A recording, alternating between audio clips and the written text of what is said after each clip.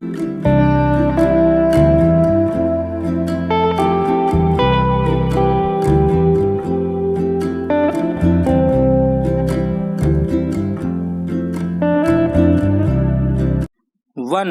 2, 3 start.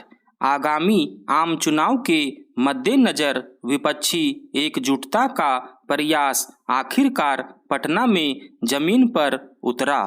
17 दलों के करीब 30 बड़े नेता बैठक में शामिल हुए और एक सुर में साथ मिलकर चुनाव लड़ने का संकल्प दोहराया। यह निश्चित रूप से नीतीश कुमार की महीनों की मेहनत का सुफल था।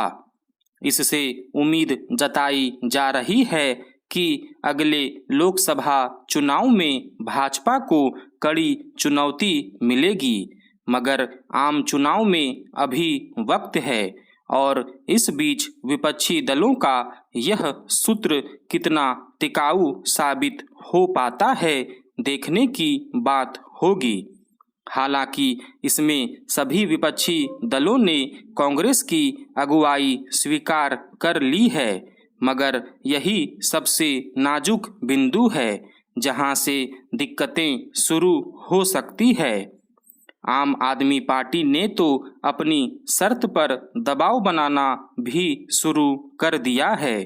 उसने स्पष्ट कहा है कि कांग्रेस दिल्ली सरकार संबंधी केंद्र के अध्यादेश पर उसका साथ दे, नहीं तो वह भी गठबंधन को लेकर विचार करने पर विवश होगी।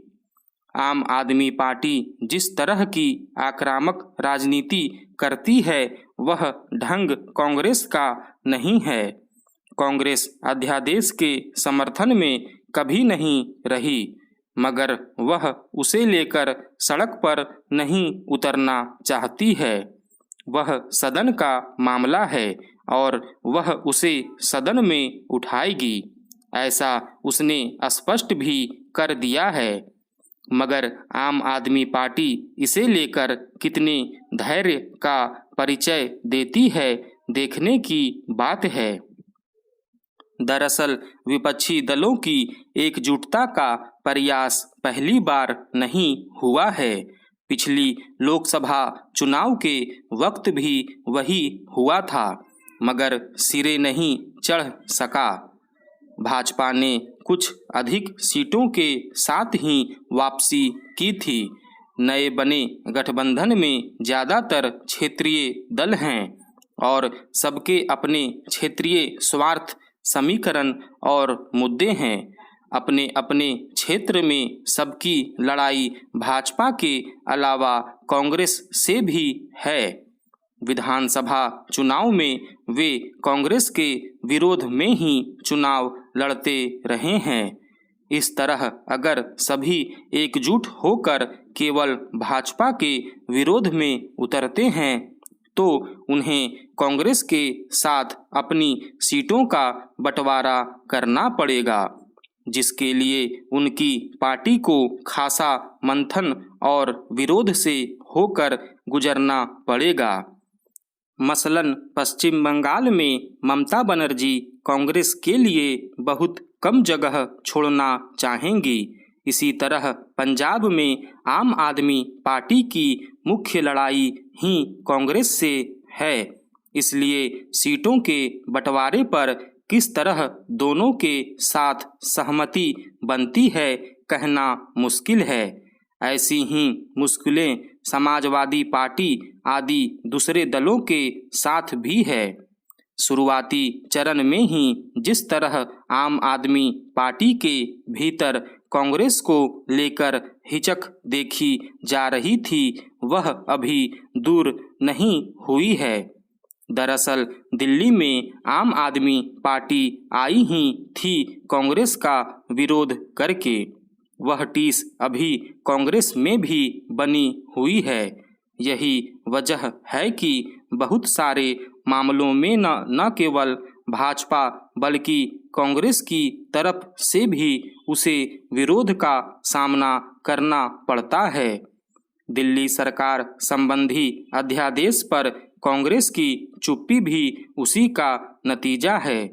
फिर आम आदमी पार्टी को यह भी लगता है कि अगर उसने कांग्रेस से किसी भी प्रकार का गठजोड़ कर लिया तो उसका जनाधार कमजोर हो सकता है, इसलिए वह नए गठबंधन में शामिल होने को लेकर पूरी तरह दृढ़ संकल्प नजर नहीं आ रही है।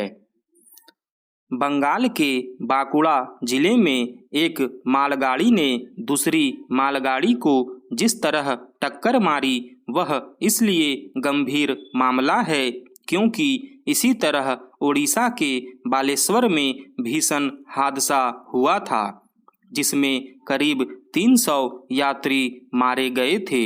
यह ठीक है कि बांकुड़ा जिले की दुर्घटना में कोई जानहानि नहीं हुई, लेकिन यह सामान्य बात नहीं कि 25 दिनों के अंदर उसी तरह 2 ट्रेनें टकरा गई जैसे बालेश्वर में टकराई थी और जिन्होंने ट्रेनों के सुरक्षित संचालन पर गंभीर सवाल खड़े किए थे। यह गनीमत रही कि बांकुड़ा में 2 मालगाड़ियां टकराई। यदि इनमें से कोई यात्री ट्रेन होती तो अनर्थ हो सकता था क्योंकि टक्कर बहुत भीषण थी। इस टक्कर में एक मालगाड़ी का इंजन दूसरी पर चढ़ गया और कई डिब्बे पलट गए। इस दुर्घटना के कारण कुछ घंटों के लिए ट्रेनों का परिचालन रोकना पड़ा और कई यात्री ट्रेनों को रद्द करना पड़ा या फिर उनका मार्ग बदलना पड़ा। इससे हजारों यात्रियों को परेशानी हुई। यह सहज समझा जा सकता है कि इस दुर्घटना से लोगों के मन में ट्रेनों के सुरक्षित संचालन को लेकर सवाल उठे होंगे। बांकुड़ा की दुर्घटना के बारे में यह बताया जा रहा है कि एक मालगाड़ी का ड्राइवर संभवतः इसलिए सिग्नल नहीं देख पाया क्योंकि उसे नींद आ गई थी। वस्तु स्थिति जो भी हो और दुर्घटना का कारण चाहे तकनीकी खामी हो या फिर मानवीय लापरवाही, उसकी तह तक जाना चाहिए। उन कारणों का प्राथमिकता के आधार पर निवारण होना ही चाहिए जिनके चलते रह रहकर ट्रेन दुर्घटनाएं होती रहती हैं। आमतौर पर छोटी मोटी ट्रेन दुर्घटनाएं जिनमें जनहानि नहीं होती चर्चा और चिंता का कारण नहीं बन पाती, लेकिन अब समय आ गया है कि प्रत्येक छोटी सी छोटी दुर्घटना को गंभीरता से लिया जाए। इससे ही ट्रेनों के सुरक्षित संचालन को सुनिश्चित किया जा सकता है। यह सही है कि पिछले कुछ समय में ट्रेन दुर्घटनाएं कम हुई हैं, लेकिन यह शुभ संकेत नहीं कि एक जैसे कारणों से बार बार हादसे होते रहते हैं। ट्रेन दुर्घटनाओं को रोकने के लिए उन्नत तकनीक का उपयोग बढ़ाने के साथ मानवीय भूल की गुंजाइश को कम करना होगा। ध्यान रहे, कई बार मानवीय भूल सतर्कता के अभाव का परिणाम होती है।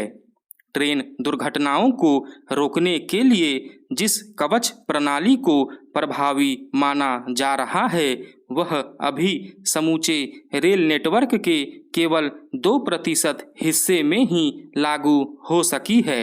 साफ है कि उसका दायरा तेजी से बढ़ाना होगा। इसके साथ ही ट्रेन हादसों को रोकने के अन्य उपाय भी करने होंगे क्योंकि कवच प्रणाली हर तरह की दुर्घटनाओं को रोकने में सहायक नहीं।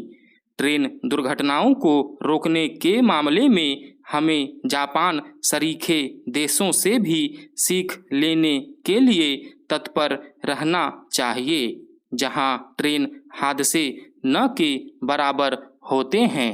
स्टॉप।